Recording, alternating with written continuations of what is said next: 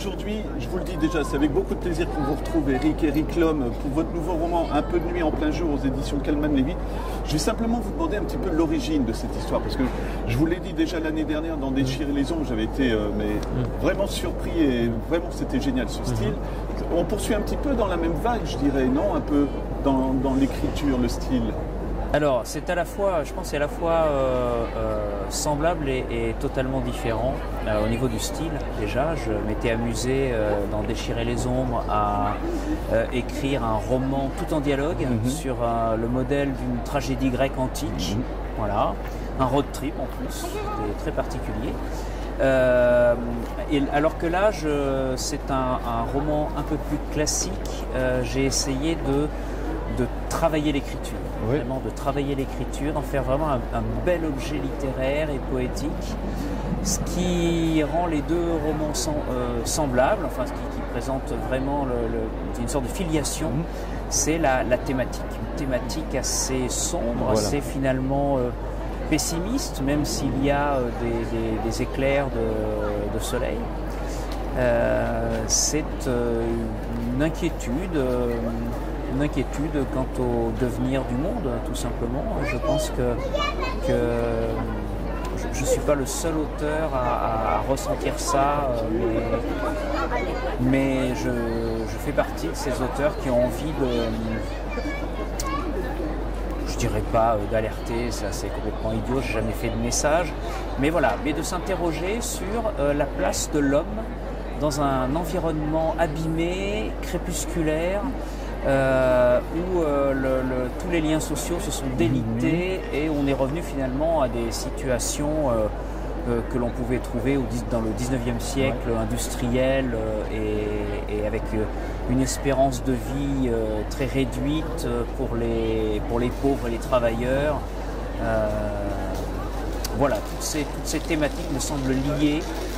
C'est un monde fracturé et abîmé que je mets en scène dans Un peu de nuit en plein jour. Est-ce que vous pouvez nous parler du personnage de Féral? Déjà, le prénom, je le trouve génial et je vous demanderai aussi de nous dire où vous l'avez trouvé.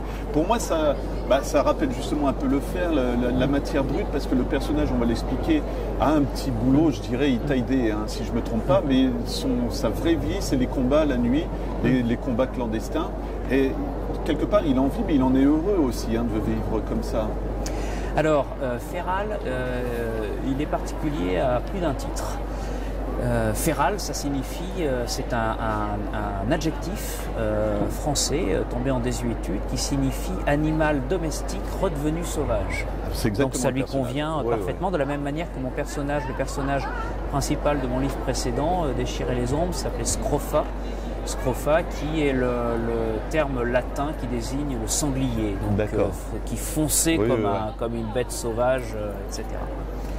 Et donc ce personnage, Féral, est particulier d'abord parce qu'il est vieux, il a 45 ans, ce qui dans le monde du sous-sol, le monde des caves, le monde des pauvres, est vieux, puisque l'espérance de vie est de plus en plus réduite. Il est particulier également parce qu'il a passé son enfance hors des grandes métropoles où se concentre la vie au moment où se déroule le roman. Son enfance, il l'a vécue sur les causses.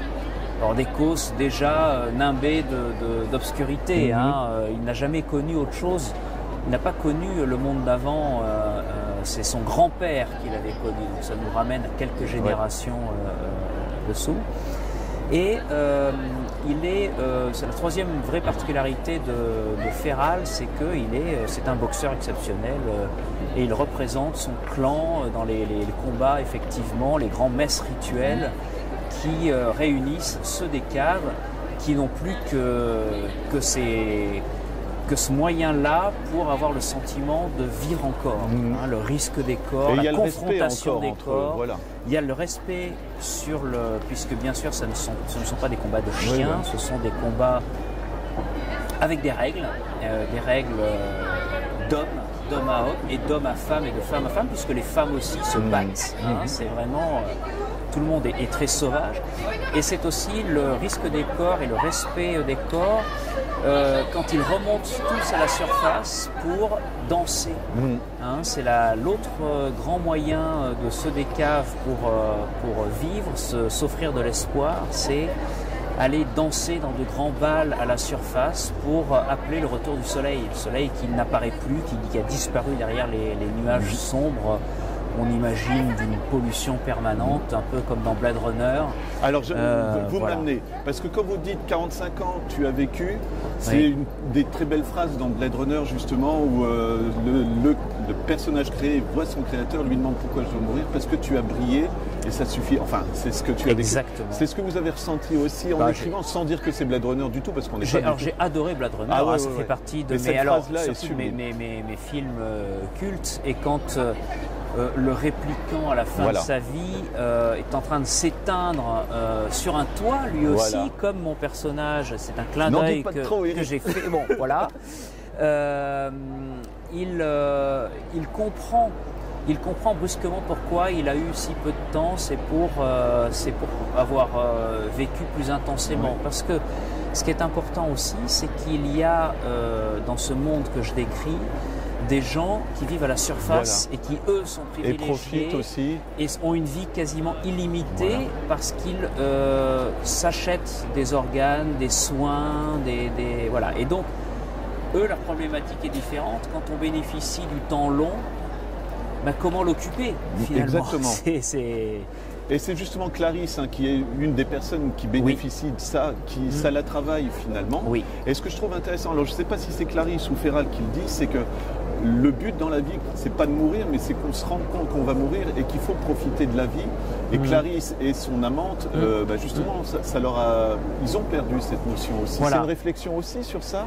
Tout à fait. C'est d'ailleurs Clarisse et Sibylle qui appartiennent toutes les deux à ce monde privilégié. Il y en a une qui jouit de ce monde privilégié et qui ne veut surtout pas revenir en arrière. Lui, ça lui convient très bien comme ça. Que le soleil n'apparaisse plus, elle s'en moque. Elle a une vie nocturne dans les bars, voilà.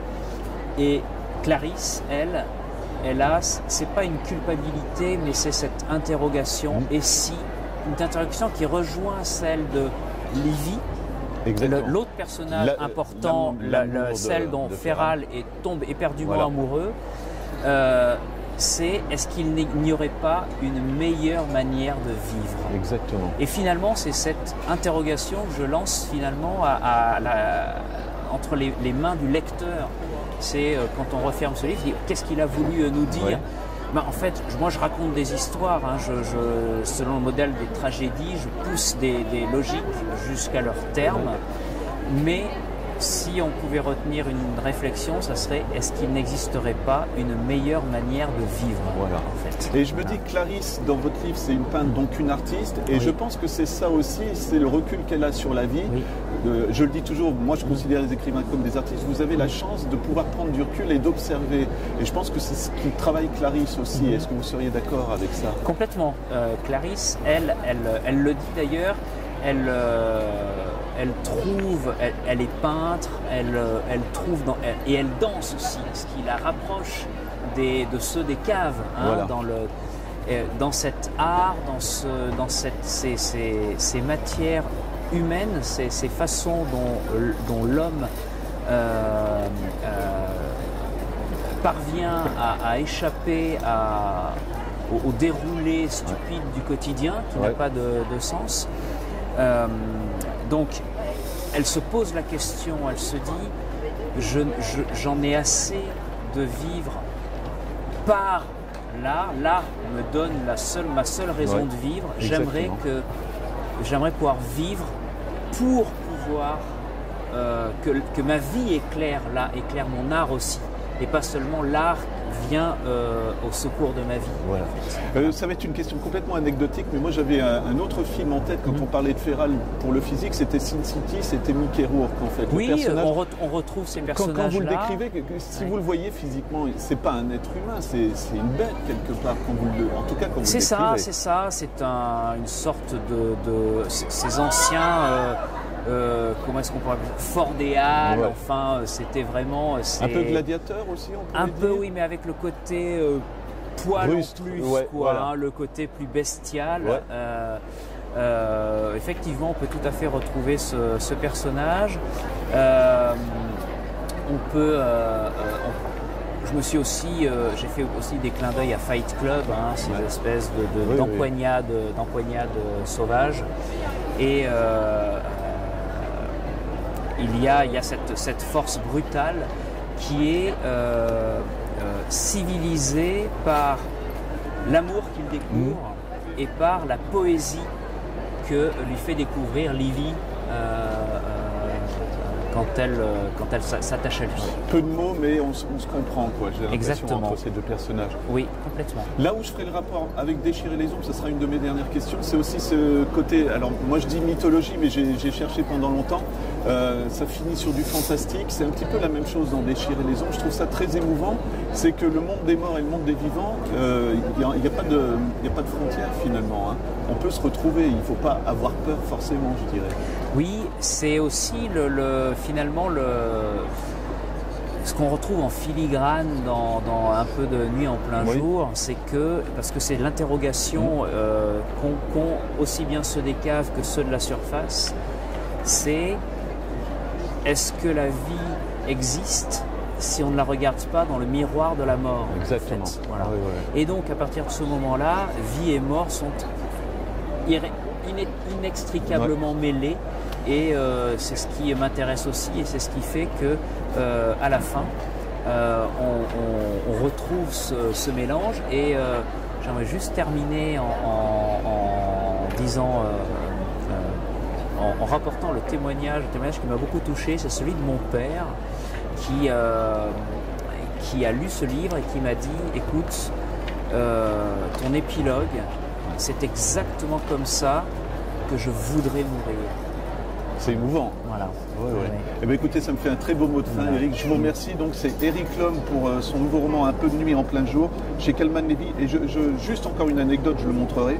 Le bandeau sur le bouquin, ça colle parfaitement. Il est magnifique, très bien trouvé. Eh bien, merci beaucoup, Eric. Merci beaucoup.